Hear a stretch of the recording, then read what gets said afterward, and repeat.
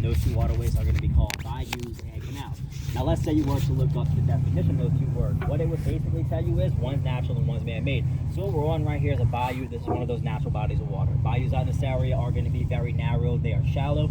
Sometimes they will turn and fork up in different directions like we just passed up right there. And a natural body of water is always going to empty into another body of water. Back here we don't have many bayous, only about 4 or 5. So everything we have been before this, and most waterways out in this area, they are man-made canals. The canals out here are a lot deeper, wider, straighter. They kind of run like highways, and a lot of times they dead end. Roughly about 15 to 20 years ago, all of those dead end spots that we just rode through, they used to have oil and natural gas wells in the back of those, and that's the main reason they came out to this place and dug canals, was to drill that stuff. There's also one more very big reason they came out here and dug waterways, and that was to log cypress trees. I don't know if you guys are familiar with cypress trees or not. The reddish colored tree right up the front right in the boat. And they logged those trees heavily out here up until around the 1960s. So those are two reasons they came out here and dug waterways. Now besides those two, we have plenty of other ones out in the surrounding area. We have the Mississippi River, which is only about 10 miles north of this spot. Going from Mexico is 27 miles south. So on this boat right here, it only takes us about 35, maybe 40 minutes to actually get to the Gulf. So there's enough time for us to go there and come back for this tour supposed to be over with. Plus we have other lakes, we have bays, duck ponds, things like that. So if y'all can pull the map of this area and look at it, you can easily see we're surrounded by water on all sides. So I figured y'all should know this waterway we have a call. Next thing y'all should know about this place are going to be the animals that live out here. We only have a couple animals out in this place you would consider to be a bigger animal. White-tailed deer, coyotes, bobcats, wild boars. We also have those American alligators. Love that now, pass this stuff.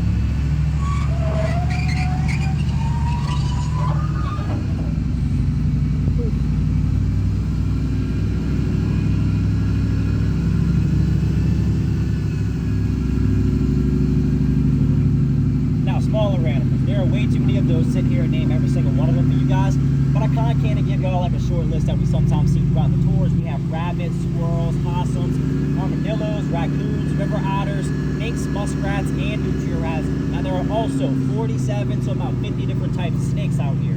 4 or 5 of those snakes in this area are venomous snakes, and me personally, I can't sit here and name every single one of those snakes for you guys. I don't know if y'all are familiar with the saying or not, but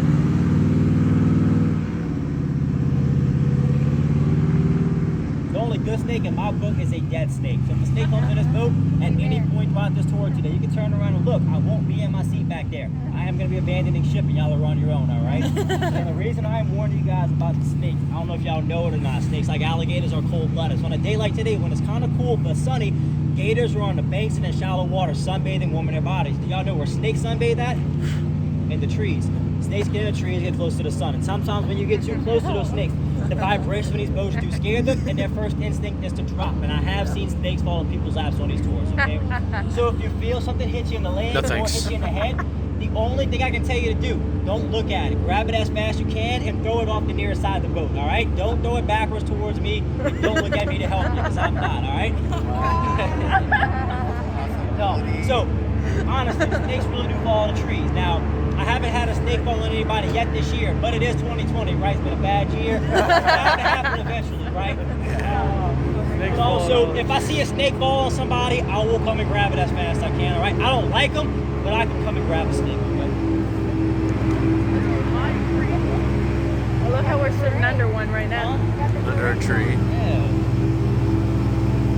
And it's not like he's going slow, like he's going fast, but you can't tell his hand. Never mind. He's an idiot. My fucking. He's an idiot.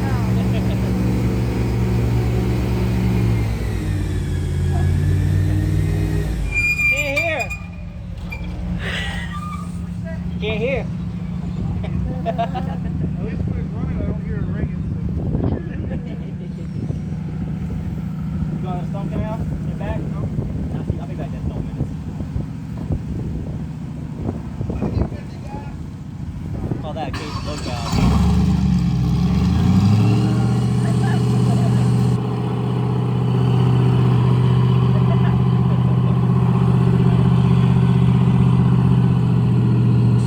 Right after the snake talk.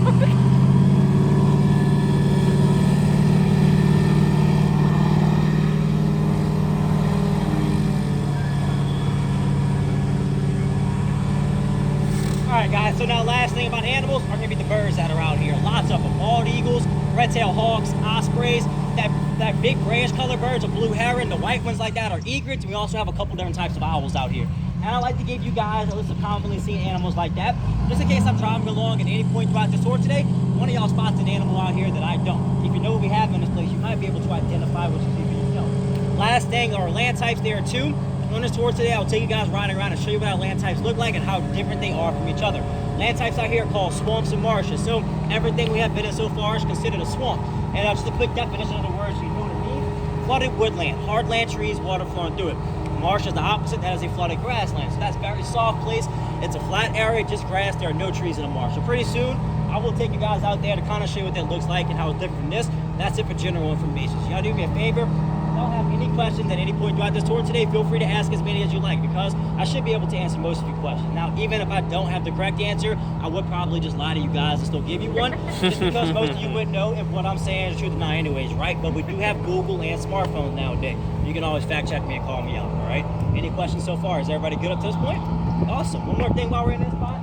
I can lay out a route for you guys to kind of give y'all an idea what the rest of this tour might consist of. So, we've seen a couple gators so far and one pretty decent sized gator. That gator on the bank over there is probably about 8 feet.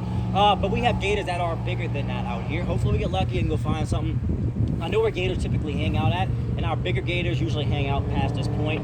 They're very territorial animals, which means they're in the same place a lot of times, but also they're very bad co-workers. They don't always show up for us out here. So I'll do my best for you guys.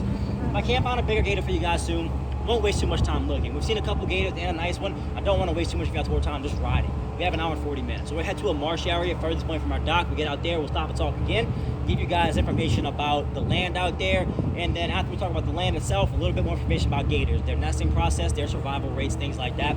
Once we're finished out there, depends on how much time we have left for the tour. We're gonna start working back in, but we might be able to do something else. We might also have to head straight back into the dock. Just depends on how much time we have left, okay? Any questions before we get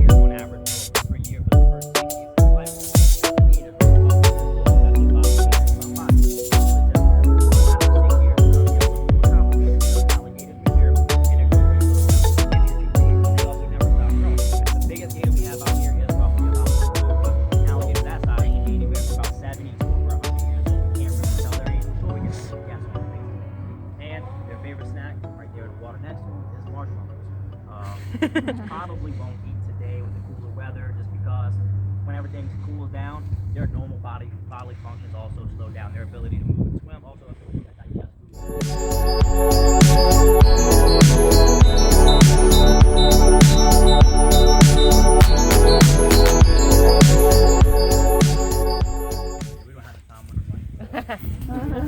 I'll see it in reviews sometimes. People like, oh, we saw one gator on a bank, but it was definitely fake. It didn't move the whole time.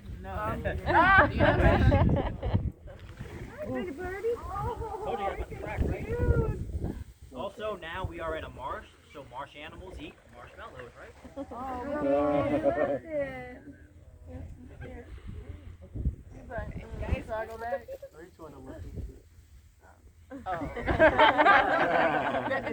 He'll come back. He'll probably come back again. So I don't know if y'all have been noticing signs out here on poles and trees, things that say posted, no trespassing, things like that. The reason for all the signs, none of this land back here is national park or wildlife refuge or public land. It's all privately owned property. So what you have are families, they live on the island right here in the town of Barataria, they own it, and we paid those families they lease to use their land. So we put signs up to keep people from trying to come back here and fishing and doing stuff like that while you're on our tour. People that own this land hunt back here. They don't want people to come back here and trespass and hunting on the land. So they also put some of the signs up. But if you look back here, you don't see any of those signs because we actually don't pay the people that own this land to use it. So right now, we're not really supposed to be back here, but they can't tell me anything because we're actually on my family's property right now. That's right. So my mom's house is right where that water tower is out, the right side of the boat. So this back here is actually the backyard that I grew up in, basically. So the land around us right here is considered a marsh.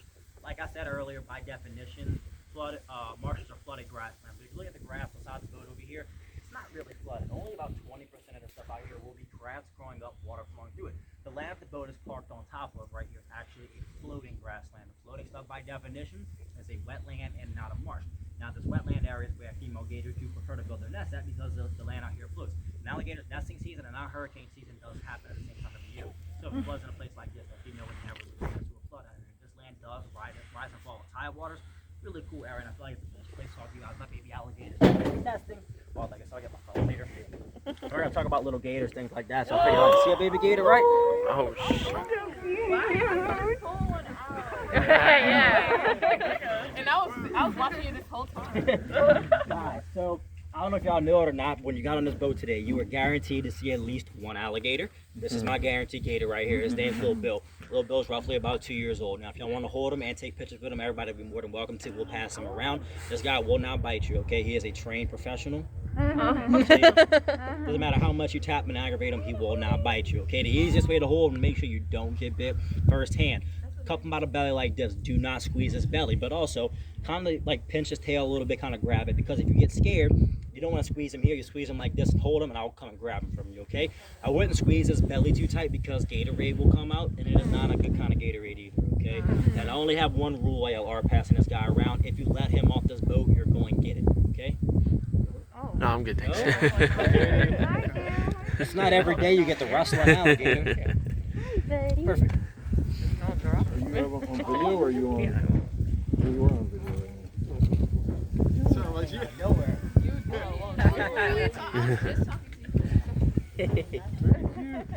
You gonna get a picture, Mom? Yeah. Hi. Now also, y'all can't go around telling everybody to have a pet alligator. It is illegal to keep alligators as pets, so Little Bill right there is my coworker. Or, my favorite answer, my emotional support alligator. There you go. I want one. Is it really illegal? Because at one point they were almost hunting to extinction, and they're now federally protected. Also, when they get too big, what you're gonna do with it? Just you have to release it back. So yeah. I bet he likes the warmth of her hands. He loves warm hands, and he loves sunlight. That's his two favorite things. Especially at this time of the year. So Christmas Eve we ran tours, and it was really cold, really windy. I don't think I seen a single alligator out here all day. So that little guy came in handy on that day for sure. Feels like a nice purse. Or a pair of boots. That's what I said about the big one. I was like, man, you know how many pairs of boots that'll make? I don't think so.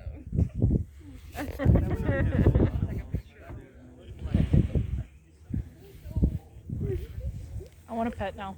Good luck. About 2 years. 2 years? I caught that alligator in February of 2019, actually right where the big one. So the big one was in that same spot, hanging on the bank sunbathing. That little guy, I was talking about the big one, he swam right next to my boat. I didn't even hesitate. I took off the boat. I wanted to, but then I was like, I'm touching it. I'm gonna get our farm. So how long have you had him? So almost 2 years now. February makes 2 years. Oh my goodness. So you interact with him quite a bit, and it makes him worried. Yeah, you can't do it every game. But I had another gator, the same age as that one, but a little bit bigger, and he was set up. So that colors he has, like those like tannish color stripes, they call them juvenile colors. Most baby gators have those gators. The other gator I had didn't have those. Pitch black eyes, and he bit people, so I called him Jeffrey Dahmer. Oh, gotcha. So yeah, not every alligator is as calm as that guy is, but most of them So when will you end up getting rid of him? are. At about 3 feet, probably sometime next year. Oh, okay. And then That's I have very 3 loud, other. okay. Huh? Can you call me? And I have 3 other babies in waiting. Oh my goodness.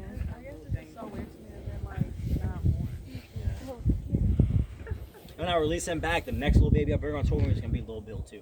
I keep them all the same name. It's easy to remember. But the reason I call the alligator Bill is because Bill is short for Billy, which is a gender neutral name. You don't want to go around assuming alligator genders and offending them. It's 2020 and that's never okay, right? So you can flip the gator over, or any alligator right here. So there's no way to look at the outside tail male from female. They don't have gator boobs or anything like that. Now what they do have though, it's a slit right above the tail called a cloaca. Stick your finger in that hole and probe the gator, feel around, something pokes your back. You know what you're feeling, right? They don't pay me enough to go around and poke gators. Yeah, no kidding.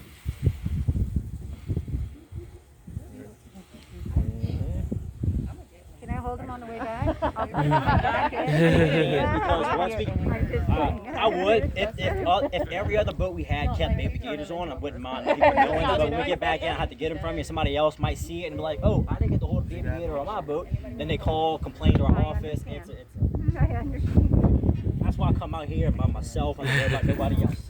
There you go. Oh, beauty. You got the bald eagle? Where your white hair? Is that a bald eagle? That is not. No, that one over there. That is a bald eagle. Oh my gosh, that's the first live bald eagle I've ever seen. We actually have 5 or 6 of them. Oh my god. What is his name again? We have one that's bigger than that. We have one that's bigger.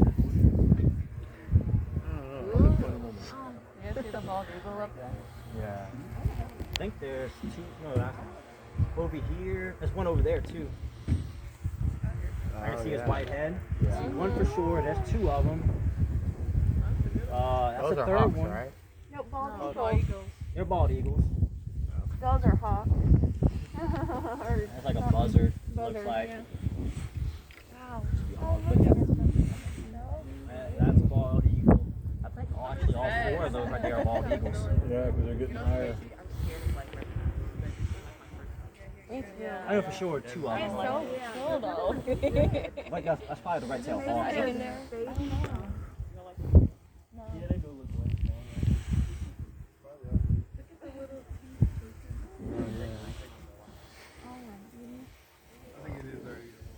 Yeah, so these 2 are bald eagles. Those are. At least we ain't under it. I'm watching it go down. Yeah, just making sure. Oh, great, they're flying over. It's going that way. The wind's blowing that way. We're good. We're not downwind. There's something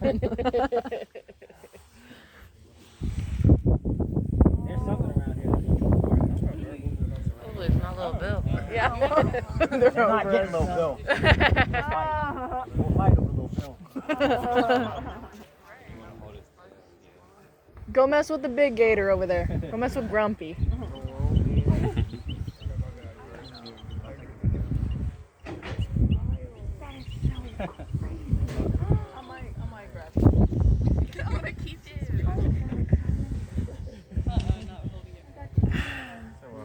I don't know if I got that or not. You can tell they make that distinct noise that I can't even imitate this.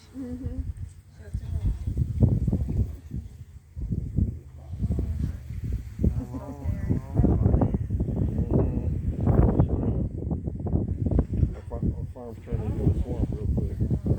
Yeah, the farm's turning into a swamp real You quick. got this, I You believe. got it, just like that. That's all right. I don't want it. I had grown men terrified of that thing before. It's an animal. God no! It's a big lizard. Right, okay. Lizard, there you go. Geico actually fired him. He couldn't save anybody 15% of car insurance. That's okay, buddy. You got a better gig. He got a way better gig out here. Okay.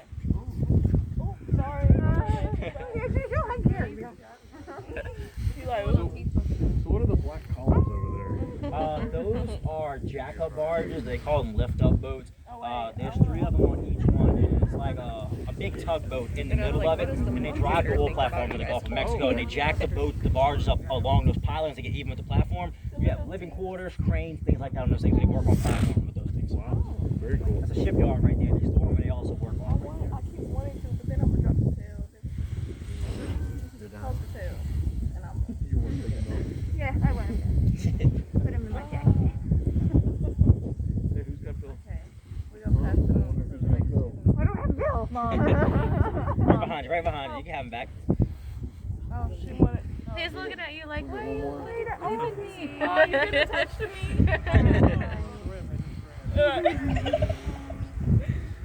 One more, babe. Alright guys, so I told you this land out here floats, right? You can't physically walk on all this stuff. I can see it bounces up and down. The best way to describe it, it's like a really, really spongy water bed. So the females, what they do when they come out here to build their nest, I didn't even tell you about that. So, little Bill passed around on a place like this. A lot of times where baby gators be getting there a lot. At that size in the wild, his main diets are insects, fish, frogs, lots of that stuff in places like this where it's shallow, grassy. Also, he's very well camouflaged out, so he can hide from animals that could potentially eat him. And there is a female that builds her nest back here every year. There's one that goes all the way to the back of the pond to the dead end. It's usually a lot more water in this thing. But she goes on top of this floating grassy area. She'll walk about 20 to 30 yards out into that spot. The final place is a little bit more dry, protected, and secure. When she finds a spot that she likes, she uses her feet and her mouth, and she clears up the grass and vegetation there till it's bare mud. When the spot's cleared of the stuff, she starts laying her eggs. The female's gonna lay some of her eggs on the bottom. She then covers it up in mud and grass. She tore her up. She lays more eggs on top of that. She covers that up. She stacks her eggs like that in her nest, so she's out of them. Her nest on average 4 to 5 foot wide, 3 to 4 foot tall. She's done. The size of it just depends on how many eggs she lays. On average, females lay 30 to 50 eggs. On certain occasions, the number can also go to almost about 70.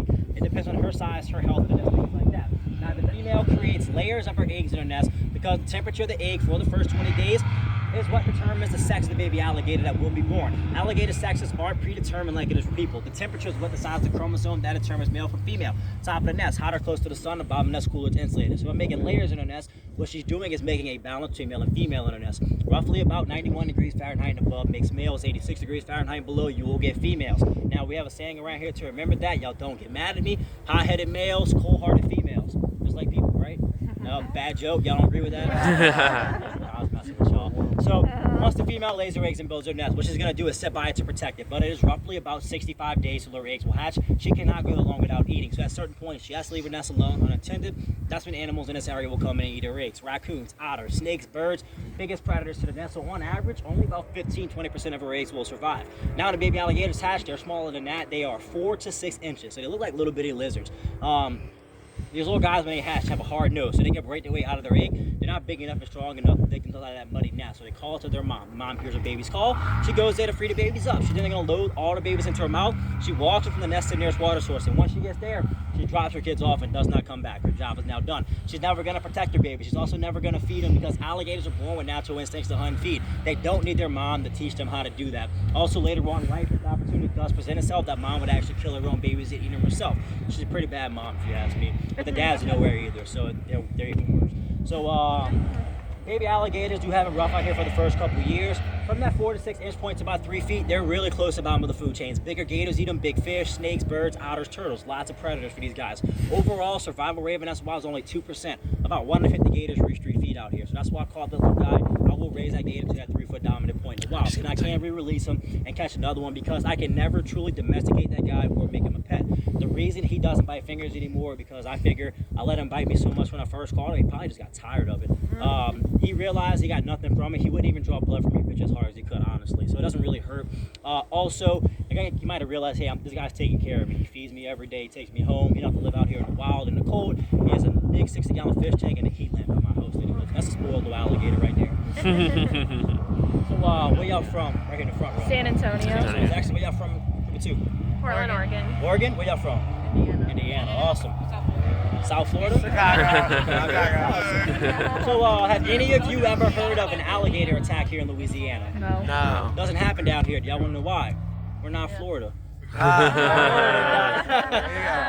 I'm not saying everybody is, but there are some pretty crazy people in Florida. Like one time in Florida, a guy tried to rob a store with an alligator as a weapon. And then also in Florida, a guy went to a Wendy's, they got the order wrong in a drive-thru, so he came back through to get his direct food. Oh, I saw They that. opened up the drive-thru window again, he grabbed a live alligator out of his car and he threw it inside the Wendy's. Y'all Google the 2 words Florida man, you read some crazy stories coming out there. But if you Google Bourbon Street man, you probably read some crazier stories than that. Yeah. But no, alligators, guys are actually really misunderstood animals. They're not crocodiles. Alligators are very lazy, very docile, and naturally these guys are more scared of us than we are of them. Because past 3 feet, a gator only has 2 predators for the rest of his life, which is a bigger gator and people. That fear they have is one of the reasons they sometimes attack people. If you get too close to these guys anywhere, like on the bank or in the water, and you approach them, make them feel scared or uncomfortable, make that alligator feel threatened. A lot of times animals are going to try to bite you. That's really the only way they can protect themselves from us. A little story. 3 years ago in Florida, this lady walking her dog by a lake. Now, it's a little white dog. The alligator seen that and probably thought it was a nice big marshmallow, right? Nope. It was white, so it caught the gator's eye. He swam over there interested. And the alligator only has one way to figure out what he's seeing. He bit the dog to see what it was and then dragged the dog in the water. Anybody knows what happened after that? Man jumped in and saved it. The lady jumped in the water to go save her dog. Yeah. Oh. Now that alligator sees one of his predators enter into his home. The lady approaches the gator. He now feels threatened by one of his predators. What's he gonna do? Protect himself. He let go of the dog. He bit the lady and drowned her. If I'm not mistaken, the dog survived the attack. And that's what you call mission accomplished. She saved her puppy, right? Now it's unfortunate for that lady that she died, but she also entered into that gator's home. He's gonna protect himself almost every time. And there's also one more big reason behind gator attacks, and actually it's what we do out here, feeding alligators. Feeding alligators isn't against the law here, but it is against the law in the whole state of Florida. Because once you start feeding gators, what happens is those animals lose that natural fear of people, and they will start approaching any person they see after that expecting to get fed. The alligators are not trained, they are conditioned to see people equal food. And feeding gators in public places is especially dangerous. I do not know if y'all heard about the kid that got attacked in Disney World a couple years ago. Yeah. The only reason the alligator felt comfortable enough to approach that kid like that is somebody fed him before. Seeing the kid, probably thought, hey, other people fed me. It's a person, he's gonna feed me too. The alligator bit the kid, killed him. After both those attacks, he went through those lakes, captured and killed every single alligator there. A lot of times after attacks, they don't catch these guys and relocate them, which is unfortunate because alligator attacks a lot of times like shark attacks. These guys don't go around attacking people because they like to or they think it's fun. There's usually reasons behind the attack. Mistaken identity, they're curious, things like that. So around here, we try to be voices for these guys because they're not big bad wolves actually. And after those attacks, they can easily relocate the gators a lot of times. They have alligator farms, but they can't raise them in captivity, or they can bring them to like a wildlife refuge or reserve. If you go to Australia, crocodiles attack people all the time, and they don't kill a single crocodile. They always relocate them. Around here, I don't know why they do the same thing. Last thing, does anybody know the main difference between a gator and a crocodile? No. Snout. Good answer, not the biggest difference though. The biggest difference is one says see you later, one says after a while. I'll be here all week, guys. I'll be here all Now, so scientifically speaking, I heard the 2 biggest differences. Teeth, shape of their noses. So alligators, short, round snouts, dull teeth. These guys are designed to crush and swallow whole. Alligators kill people, deer, bigger things. They have to drown it to kill it, then they stash it, let it rot. Then once it gets soft, the gator come and eat that. Crocodiles, longer pointy jaw, sharper teeth. They're designed to rip and tear apart. Next thing, crocodiles are aggressive. They attack people unprovoked. Alligators, not so much. Last big difference, crocodiles grow bigger. Our state record here in Louisiana for an alligator is 19 foot 2 inches, which is maybe about like where this pole is at the back of the boat to kind of give y'all a rough estimate maybe, which is pretty big, right? But the world record for a crocodile is over 26 foot. There's a 26-foot boat you guys are on. The reason that crocodiles grow bigger is because of where they live at. In tropical places like Australia and Africa, Central South America, it's hot for the whole year. They feed and grow all year. When alligators hibernate out here during wintertime, these guys usually don't eat and grow. It's one of the reasons why it takes them longer. But other than that, they're basically the same animal. So, as everybody go with Little Bill. Y'all want to hold him in the back again before we leave? Because we got, it is 1:33. We got about 15 minutes left, and it takes almost about 15 minutes to make it back into the dock from this spot right here. You can take him. Yeah, we'll pass him back. Also, I got to show y'all one more thing. I taught him 2 tricks. Taught him. You're welcome.